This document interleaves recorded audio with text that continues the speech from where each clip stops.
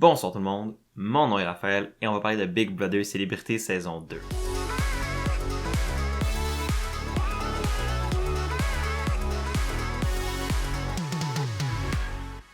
Dans ce vidéo, on va décortiquer l'épisode 4 de Big Brother Célébrité saison 2 où on a pu voir une évolution encore constante dans la stratégie, plus d'alliances se former et non seulement la pige, mais aussi la compétition du veto. Ce faisant, on a beaucoup de choses à discuter aujourd'hui et on va commencer ça maintenant. L'épisode commence avec Valérie Carpentier qui, dans un moment de...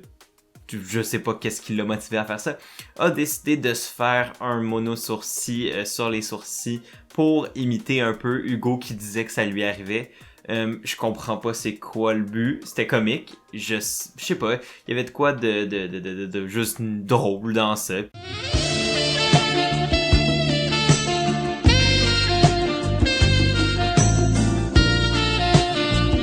À date, Valérie Carpentier est absolument pas relevant à la game, mais elle amène des scènes un peu cocasses d'un petit peu n'importe quoi, puis ça j'ai trouvé ça comique. Plus sérieusement maintenant, dans la game, ce qui se passe, c'est que Carl est officiellement intégré à l'Alliance des humoristes, donc les mecs comiques plus Carl, comme il est maintenant connu. Honnêtement, être Carl puis entendre que le nom de l'Alliance c'est les mecs comiques plus Carl, je filerais vraiment comme une fourth wheel, comme une quatrième roue du carrosse ou une quatrième roue du tricycle si on veut. J'ai comme l'impression d'être comme celui de trop, mais bon, pour l'instant pour Carl, ça lui donne la sécurité, puis comme il l'a lui-même si bien dit, avec Brother, quand tu te fais proposer des alliances, tu dis oui. Et après ça, tu évalues ta position selon ça. Dire non à une alliance, c'est comme dire que t'es l'ennemi de quelqu'un. Donc, il a été très smart de juste accepter les propositions. Il a mentionné que lui, ses affinités principales sont avec Hugo, Lisanne et Steph. Puis, il aimerait ça pouvoir intégrer un peu ces nombres-là à ceux de l'Alliance des humoristes dans laquelle il a été intégré. Ça va mener à ce que, selon moi, les lignes entre les alliances de genre, comme on aurait pu croire qu'il y avait, vont se brouiller assez vite. C'est là pour l'instant, il y a l'alliance des filles, puis c'est ça que le gros narratif qu'on suit présentement. Mais j'ai le feeling que, à fur et à mesure que le temps va avancer, ça se peut que justement, le fait que les gens aient des alliances de côté avec des gens qui sont pas nécessairement du même sexe et tout, mais va créer cette espèce de brouillement des lignes qui va mener à ce que là, la game va devenir encore plus dynamique. Et c'est dans de cette conversation-là qu'on apprend que Carl aimerait vraiment pouvoir sauver Steph s'il y avait le veto. On voit que beaucoup de discussions autour de qu'est-ce qui va se passer avec le veto tournent dans le sens de il va être utilisé pour sauver Steph. La question c'est vraiment tout dépendant qui va jouer dans la compétition du veto et il y en a certains qui sont peut-être plus intéressés d'utiliser le veto pour sauver Steph que d'autres. On comprend que le plan peut-être de la semaine pour Michel, ça serait de justement utiliser le veto pour sauver une des filles. La question c'est alors de savoir qui est-ce qui serait son pion de remplacement, qui dans le fond serait sur le bloc à la place de la fille qui serait sauvée par l'utilisation du veto.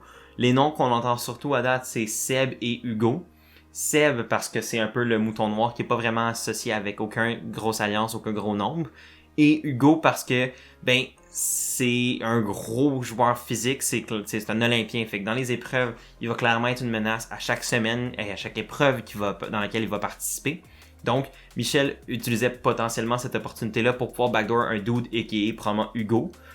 Mais lorsqu'il vient le temps de mentionner ça à PL, lui, il montre un petit peu de réserve face au fait de vouloir éliminer Hugo. Par contre, il a accepté d'être intégré à l'Alliance des filles. Michel, vu qu'elle-même, en tant que patronne, ne peut pas voter, et qu'il y a 2 filles sur le bloc pour l'instant, et peut-être même ou sinon il va en avoir une si le veto est utilisé pour remplacer par un dude, ça fait en sorte que les filles ont plus la majorité des votes pour l'élimination. En ramenant PL de leur bord, ça les assure d'avoir une majorité de votes lors de la soirée d'élimination. Donc reste à savoir si ça va vraiment être nécessaire d'avoir le vote de PL avec les filles pour départager les groupes. Mais à date, on n'avait pas vraiment vu PL se lier avec aucune grosse alliance. Donc là, on peut voir qu'il est un petit peu associé avec le groupe des filles. Et donc, ça pourrait faire jouer dans la balance de ce côté-là de la maison. Parce qu'on n'a pas senti qu'il y avait d'affinité particulière entre lui et les autres boys de la maison. Ça nous amène directement à la pige pour les joueurs qui vont participer à la compétition du veto. Pour ceux qui savent pas comment ce processus-là fonctionne, je vais le résumer très simplement. Il y a à chaque semaine 6 personnes qui peuvent participer à l'épreuve du veto. La personne qui est patronne de la maison, les 2 nominés, et après ça, 3 personnes qui sont pigées au hasard par les justement 3 personnes qui participent déjà à l'épreuve. La personne qui va remporter cette épreuve-là va pouvoir remporter le veto. Le veto, dans le fond, est un pouvoir qui a fait deux choses, a deux impacts. Premièrement, la personne qui remporte le veto est immunisée pour la semaine. Donc, disons que Stéphanie remporte le veto, ben elle est immunisée. Mais admettons que c'était quelqu'un qui était pas dans les personnes nominées, on va dire si Trana remporte le veto, ben Trana est immunisée pour le reste de la semaine. Donc, elle pourrait pas se faire mettre sur le bloc. Non seulement ça, la personne qui remporte le veto peut, si elle veut, mais c'est pas obligatoire, enlever une des deux personnes qui est sur le bloc présentement. Ce que ça fait, c'est qu'elle utilise le veto, elle sauve une des deux personnes, donc continuons notre scénario avec Trana. Trana gagne le veto, elle est immunisée, et elle peut décider d'utiliser le veto pour, on va dire, sauver Stéphanie. Donc là, non seulement Trana serait immunisée, et Stéphanie serait immunisée. Donc Stéphanie n'est plus sur le bloc, et là, ça revient à Michel de nommer une personne en remplacement de Stéphanie. C'est compliqué, c'est beaucoup de noms, mais en gros, c'est un processus assez simple qui va être le même pour tout le reste de la saison. Donc, là, ce qu'il faut savoir, c'est qu'il va y avoir 6 personnes qui vont participer à la compétition du veto, et ces 6 personnes-là sont Michel, évidemment, Stéphanie et Éléonore, évidemment, et là, les 3 personnes qui ont été pigées ce soir. La première personne qui a été pigée, c'est Trana, qui a été pigée par Michel. Ensuite, Steph va piger Hugo. Et Éléonore va piger Valérie. Donc ça, c'est les 6 personnes qui vont participer à l'épreuve du veto. Ce qui est intéressant avec cette division-là dans les joueurs qui vont participer, c'est qu'il y a 5 filles, donc 5 personnes de l'Alliance des Playboys. Donc le plan de backdoor envers un des gars serait très possible si une des filles gagne le veto. Évidemment, les 2 filles qui sont sur le bloc, pour elles, c'est avantageux de gagner le veto. Pour Michel, selon moi, c'est la personne pour qui c'est le moins avantageux de gagner le veto, parce que vu qu'elle est dans plusieurs alliances différentes, gagner le veto fait en sorte qu'elle doit comme encore plus montrer ses cartes, et là, ça pourrait encore plus faire en sorte que certaines de ses alliances doutent d'elle. Ensuite de ça, pour Hugo, lui, il le sait pas, mais c'est un des potentielles cibles de remplacement si jamais le veto est utilisé. Donc, remporter le veto lui donnerait l'immunité, ce qui le protégerait pour la semaine. Donc, pour lui, c'est très important, cette compétition du veto-là. Pour Trana et Valérie, elle, je pense que le veto est surtout important pour s'assurer du fonctionnement du plan du groupe des filles pour la semaine. Donc, il y a vraiment quand même beaucoup de gens dans la compétition pour qui il y a un intérêt de gagner le veto. Et ça va donner une compétition qui va être très divertissante. Mais avant de passer à la compétition en soi, il y a quand même quelques scènes de stratégie qui ont pris place entre la pige et la compétition en soi. Premièrement, on voit Carl, Eddie et Sébastien parler un peu du plan.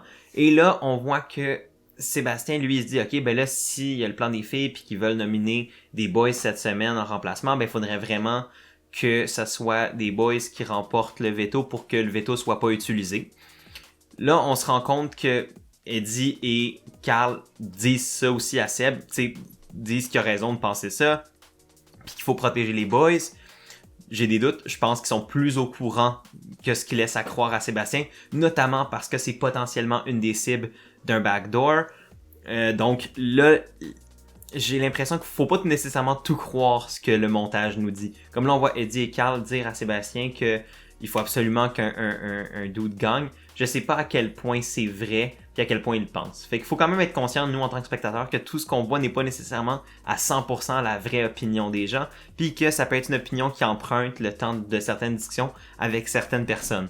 Donc, là, ça va venir quand même assez plus complexe quand on va disséquer l'émission, parce que justement, on peut pas tout le temps faire confiance à tout ce qu'on se fait dire et à tout ce que tout le monde dit, nous aussi en tant que spectateurs de notre analyse, ce qui va rendre notre tâche à nous en tant que fans plus difficile, mais plus intéressante au final. On voit une conversation après ça entre Stéphanie et Hugo. Stéphanie qui a quand même fait la première épreuve de la saison en équipe avec Hugo et qui cherche à s'assurer que si jamais c'est pas elle-même qui remporte le veto, ben que Hugo soit peut-être intéressé à l'utiliser pour la sauver elle et la protéger cette semaine. On voit que c'est pas une conversation qui est très smooth. Je pense que Hugo n'est pas le joueur le plus stratégique en ville. Je pense que c'est le genre de joueur qui va vraiment compter sur son athlétisme et sa force physique et sa force dans les épreuves pour s'amener plus loin dans le jeu, ce qui fait en sorte que j'ai pas beaucoup d'espoir pour lui au final. Par contre, ça fait en sorte qu'il peut quand même être un allié de taille, mais aussi un obstacle de taille pour les joueurs dans la maison. Puis pour Stéphanie, là, à court terme, il faut vraiment qu'elle s'assure que leur relation soit du donnant-donnant et que non seulement il la protège cette semaine, mais qu'elle ait une valeur pour Hugo, pour que Hugo soit justement après ça plus intéressé à utiliser le veto pour la sauver si jamais vient le temps de l'utiliser et si jamais il remporte le veto. Mais on voit que pour l'instant, à court terme, Hugo décide de voir qu'est-ce qui va se passer à la compétition avant de se commettre sur aucun choix précis. La dernière scène qu'on voit avant la compétition du veto, c'est justement une réunion à 3 entre Marc-Antoine, Mitch et Hugo. Et on voit la naissance d'une troisième alliance pour Mitch qui s'appellerait les nutritionnistes et qui justement rallierait elle et les deux athlètes de la maison. Je pense que ça c'est une alliance faite par Michel vraiment dans le but de se protéger la semaine prochaine, de s'assurer que si jamais c'est Hugo ou Marc-Antoine qui remporte le patron de la maison la semaine prochaine, mais qu'elle soit pas une de leurs cibles, c'est très smart pour Michel. Par contre, ça réduit son bassin de potentiel de nomination encore plus. Elle pouvait déjà pas nominer Marc-Antoine, mais là ça enlève vraiment Hugo de l'équation parce que là si elle nomine Hugo en remplacement de Stéphanie ou Eleanor s'ils se remportent le veto ou s'ils sont plus sur le bloc, ben là c'est qu'elle trahit clairement Marc-Antoine et Hugo. Donc là ça réduit encore plus le bassin de nomination potentielle de Michel, ce qui me fait vraiment croire que si jamais le veto est utilisé et qu'une des deux filles doit s'enlever du bloc, la personne la plus en danger dans la maison est Seb, parce que, à ma connaissance, c'est la seule personne avec qui elle n'a pas une alliance concrète. Et c'est un peu ça qu'on la voit dire dans un confessionnal. Elle mentionne que, dans un monde idéal, ce qu'elle ferait, c'est qu'elle remporterait le veto. En remportant le veto, ben, elle montre qu'elle est capable de gagner des compétitions. Ensuite de ça, elle utiliserait le veto pour sauver Stéphanie, ce qui lui rachèterait la faveur des filles, prouver qu'elle est avec les filles, et elle nominerait ensuite Sébastien pour non seulement prouver sa loyauté aux sportifs en les nominant pas, mais en plus prouver son alliance aux humoristes en nominant personne de ce groupe-là. Ça revient un peu au final à dire ce que je disais en début de semaine. Tu veux nominer les personnes et éventuellement peut-être éliminer les personnes qui sont le moins dangereux pour ta game très tôt. Faire des gros moves très tôt va te mettre une cible grosse comme un pays sur le dos et faire en sorte que tu vas te faire éliminer le plus rapidement possible. Et on a un exemple incroyable avec ce qui s'est passé à Big Brother 23 aux États-Unis. Donc, faire attention lors de la semaine 1, c'est primordial. Et là, je pense que Michel essaie justement, elle a fait ses alliances, elle a dit oui à beaucoup de gens, ce qui est une bonne chose. Je pense vraiment que finalement, elle a mieux utilisé sa position de patronne pour se positionner pour la suite des choses. Là, il faut juste s'assurer pour elle que ses moves lui pètent pas dans la face. Et ça va passer par justement potentiellement éliminer Seb, qui semble pas avoir de grosses alliances dans la maison et qui semble pas lui mettre trop de sang sur les mains. Ça nous amène à la première compétition du veto de la saison et il s'appelle le Jardin des Bêches. C'est un challenge qu'on a vu fréquemment dans Big Brother dans le passé, que ce soit comme patronat de la maison ou comme veto. Le principe de cette compétition-là est assez simple. Dans le fond, les 6 compétiteurs vont être amenés à chacun de leur côté naviguer une poutre qui va être en équilibre, une balançoire si on veut, et ils vont devoir amener des balles de leur panier, de transférer les balles de leur panier plutôt à un réceptacle qui est lié à la poutre, à la balançoire. Dans ce cas-ci, ça prend la forme d'une pelle. Donc, ils doivent faire en sorte de transférer les balles d'un côté à l'autre sans qu'elles tombent de la pelle. C'est quand même assez difficile et il faut qu'ils réussissent à faire transférer 10 balles pour remporter le veto. Là, je vais pas résumer tout ce qui se passe dans la compétition parce que ça serait un peu long et on l'a déjà écouté, mais ça a quand même été une compétition très serrée dont le lead est passé d'un côté à l'autre. Ça a été Valérie qui menait pendant un bout, ça a été Steph pendant un bout, ça a été Hugo, ça a été Michel, vraiment, ça a été Trana. Je pense que tout le monde, ou presque, sauf genre Hello, a mené à un certain moment donné pendant la compétition. Fait que ça a été quand même très intéressant à regarder. Puis c'était quand même une compétition assez dynamique, ce qui est le fun. Parce que, il y en a des compétitions plates des fois à Big Brother, mais celle-là l'était pas. Et finalement, après une lutte serrée, c'est Hugo qui remporte le veto. Donc le seul gars qui participait à la compétition a remporté la compétition. Ce qui fait en sorte que ça complique peut-être les choses pour l'Alliance des filles, parce qu'ils n'ont aucune garantie alors que le veto va être utilisé. Par exemple, si les gars se rendent compte qu'il y a vraiment un gros complot, entre guillemets, long terme des filles qui se mettent ensemble, ils vont Hugo va peut-être pas vouloir utiliser le veto pour s'assurer que les gars soient protégés cette semaine. C'est fort possible. Par contre, cette victoire-là permet à Hugo de garantir sa sécurité pour la semaine et lui permet de un peu contrôler la destinée de la maison à court terme. Là, il peut s'acheter une alliée en sauvant soit Eleanor ou en sauvant Stéphanie. Donc, il peut un petit peu augmenter son capital social pour les prochaines semaines, ou il peut décider de ne rien faire et de jouer safe, puis par conséquent mettre un peu Michel dans le trouble et mettre le groupe des filles dans le trouble. Puis ça pourrait être une bonne chose aussi pour sa game à lui. Reste à savoir qu'est-ce qu'il va décider qui est le plus bénéfique pour sa game. Mais en même temps, il n'y a pas énormément de temps pour célébrer sa victoire parce que immédiatement après, on voit Michel avoir un breakdown émotionnel où elle pleure, elle est triste, elle a l'impression que sa game est finie, que là, elle est passée de contrôler la maison à ce que tout s'écroule. Et honnêtement, c'était vraiment triste comme scène parce que tu vois vraiment qu'elle pensait vraiment tout contrôler, mais en même temps, la réalité de la game de Big Brother, c'est très difficile. Ça peut pas être aussi facile que des fois ça en a l'air. Et justement, dire oui à tout le monde fait en sorte qu'au final, il va falloir que tu les trahisses, il va falloir que tu mentes. Puis c'est très difficile émotionnellement. Puis tu sais, je comprends Michel d'avoir eu de la peine, je comprends Michel d'avoir comme croulé sous cette pression-là. Puis ben non, ok, je déconne. Apparemment, Michel fake. Pas au complet. Mais une partie de cette réaction-là était orchestrée par Michel elle-même pour un peu s'acheter de la sympathie pour la semaine prochaine. Et ça, c'est brillant. C'est ce que Martin dit au confessionnal, puis ce que Michel lui confirme un peu.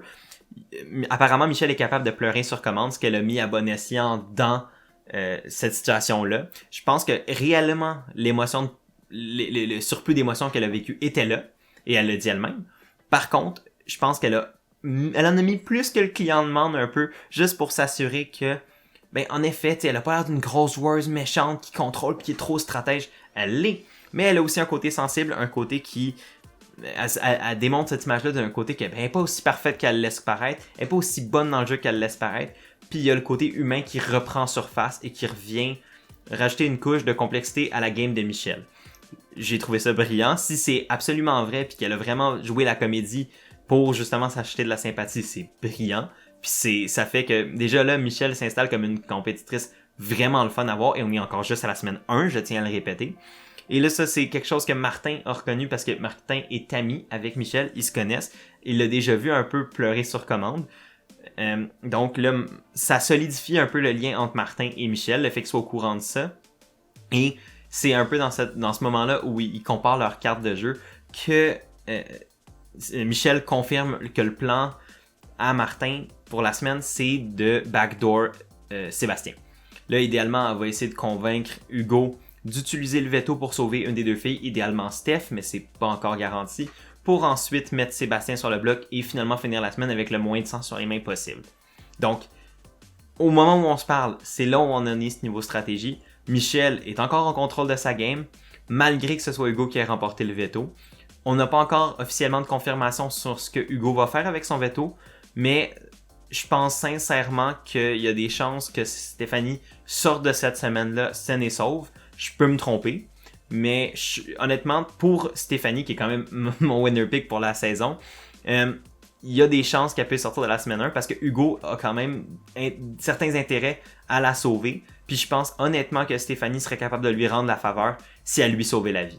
Et ça pourrait encore plus brouiller les cartes dans la maison, encore plus brouiller les cartes de l'Alliance des filles et des alliances en général dans la maison et nous donner à nous, en tant que spectateurs, un produit télé encore meilleur. Et donc, j'ai très hâte de voir la cérémonie du veto au prochain épisode. J'ai très hâte de juste voir comment cette folle première semaine va se terminer. Et ça, on va voir ça très bientôt. Et donc, c'est comme ça que cet épisode va se terminer. Merci de l'avoir écouté. Si jamais vous l'avez aimé, n'hésitez pas à aimer, partager, commenter, c'est vraiment super apprécié. Si jamais vous aimez les podcasts, ben cette vidéo-là, cette série-là existe aussi en version podcast sur Spotify et toutes les autres plateformes. D'ici là, moi je vous dis à demain pour un prochain épisode. Passez une très belle fin de soirée et à la prochaine.